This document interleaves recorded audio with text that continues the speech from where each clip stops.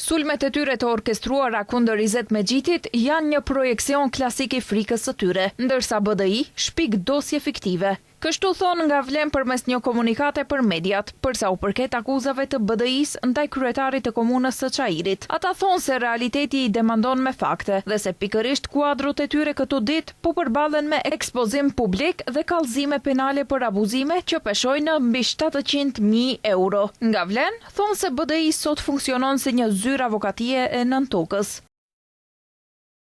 Ali Ahmeti dhe garda e tij e parë janë të fundit që mund të flasin për nder dhe interesa kombëtare. Opinioni e din mirë dhe arkivat e vërtetojnë BDI ishte dhe mbeti shërbetori më besnik i Sashom Jalkovit, me të cilin në rrethet e ngushta janë marrë vesh për punë të dyshimta.